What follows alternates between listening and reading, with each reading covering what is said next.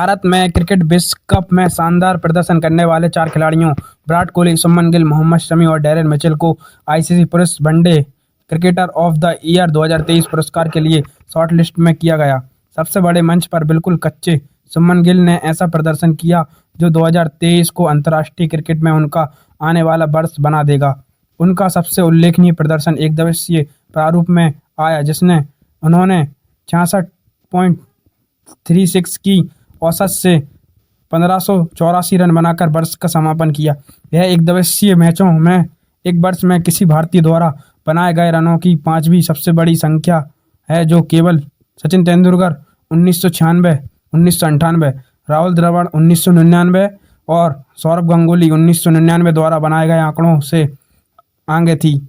5 शतकों और 100 से अधिक स्ट्राइक रेट के साथ गिल कप्तान रोहित शर्मा के साथ भारत के लिए शीर्ष क्रम में एक चट्टान थे और दोनों ने वर्ष में कई यादगार ओपनिंग स्टैंड बनाए। गिल ने आईसीसी पुरुष क्रिकेट विश्व कप 2023 समापन 44.25 की औसत से 354 रनों के साथ किया।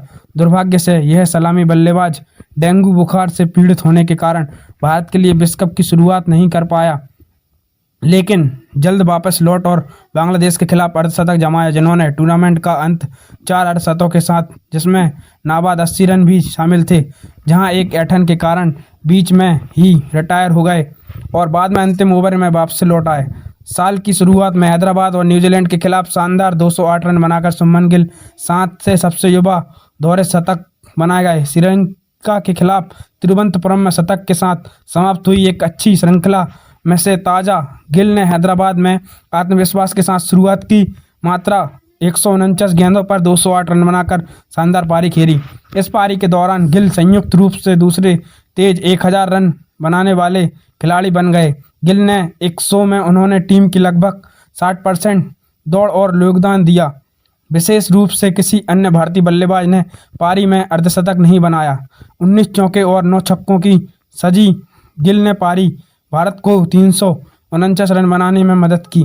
इस स्कोर में उन्होंने 12 रन बनाकर बचाव किया, जबकि गिल ने कैलेंडर वर्ष में 3 और एक दिवसीय शतक बनाए। यह दोहरा शतक तरीके और उल्लेखनीय, जिसमें उन्होंने अकेले ही दूसरे छोर से बहुत कम समर्थन के साथ भारत को एक बड़ा स्कोर दिया।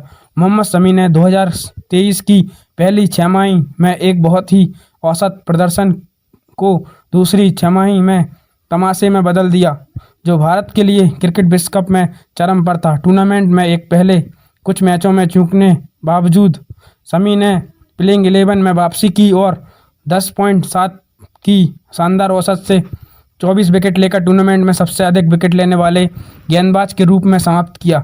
विशेष रूप से शमी ने टूर्नामेंट में खेले गए 7 मैचों में 3 बार 5 विकेट और 1 बार विकेट लिए।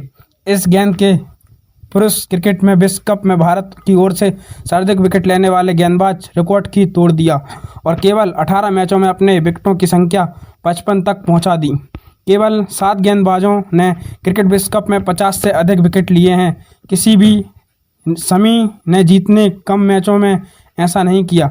शमी के टूर्नामेंट को और भी खास बनाने वाली बात यह है कि आयोजन की शुरुआत में भारत की पहली पसंद एकादश में नहीं थी, लेकिन घरेलू विश्व कप फाइनल में भारत की दौड़ में बड़ा प्रभाव डालने के लिए वापस लौटे। विश्व कप में शमी ने शानदार प्रदर्शन मुख्य आकर्षण टूर्नामेंट में सेमीफाइनल में न्यूजीलैंड के खिलाफ 757 का रिकॉर्ड प्रदर्शन किया। शमी ने रन तेज में सलामी बल्लेबाजों के लिए क्रिकेट के लिए और मिचेल में 7 को असंजनक स्टैंड को तोड़ने के लिए विलियमसन की खोपड़ी पर वापस लौटे। इन्होंने अगली ही गेंद में टॉम लैथम को आउट कर वानखेड़े में न्यूजीलैंड के बड़े प्रयास को तोड़ा।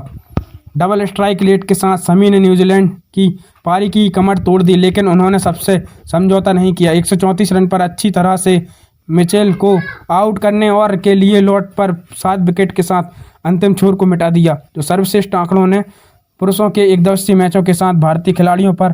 विराट कोहली ने 2022 में अपनी शानदार वापसी के साथ 2023 में वापसी की, जहां अपने वनडे में चरम फॉर्म मिली।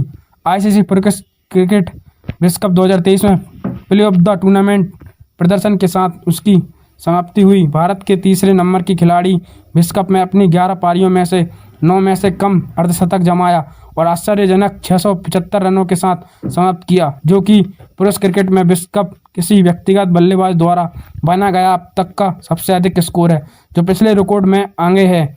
2003 में सचिन तेंदुलकर द्वारा स्थापित कोहली ने टूर्नामेंट को 95.62 की औसत से 90.31 के स्ट्राइक रेट के साथ समाप्त किया, जिसमें न्यूजीलैंड के खिलाफ सेमीफाइनल में सहित 3 शतक शामिल थे, जिन्होंने सेमीफाइनल में अपनी पारी के साथ 50 एकदिवसीय शतकों का रिकॉर्ड पूरा किया, जिससे वह प्रारूप के इतिहास के अग्रणी शतक लगाने वाले खिलाड़ी बन गए।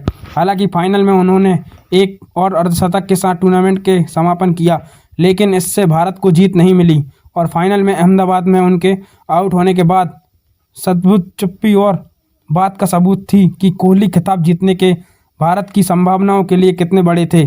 जीतना उन्होंने 24 पारियों में 6 शतक और 8 अर्धशतक दर्ज किए, 72.47 की औसत से 1377 रन के साथ वर्ष का समापन किया। कोहली ने विश्व कप में अपना सर्वश्रेष्ठ प्रदर्शन न्यूजीलैंड के खिलाफ सेमीफाइनल नॉकआउट मुकाबले के लिए आरक्षित रखा। रोहित शर्मा का विकेट गिरने के बाद कोहली तुरंत आगे बढ़े और इस प्रारूप में रिकॉर्ड 50वां शतक पूरा करने के तक बिना रुके रहे। कोहली के बाद पारी में ब्रेक के दौरान साक्षरता के दौरान कहा, यह सपनों की बात है। अनुष्का वहीं बैठी थी, सचिन पाजी वहां स्टैंड में थे। यदि सेटिंग ने कहा के लिए पारी की परिपूर्ण बना दिया, तो इस अवसर में इसे भारत के लिए और भी महत्वपूर्ण बना दिया। 4 साल पहले इंग्लैंड में कीवी टीम के साथों खेलने के बाद कोहली ने रिकॉर्ड शतक और श्रेयस अय्यर के साथ मिसाल साझेदारी के 397 रन विशाल स्कोर का मार्ग स्थगित किया।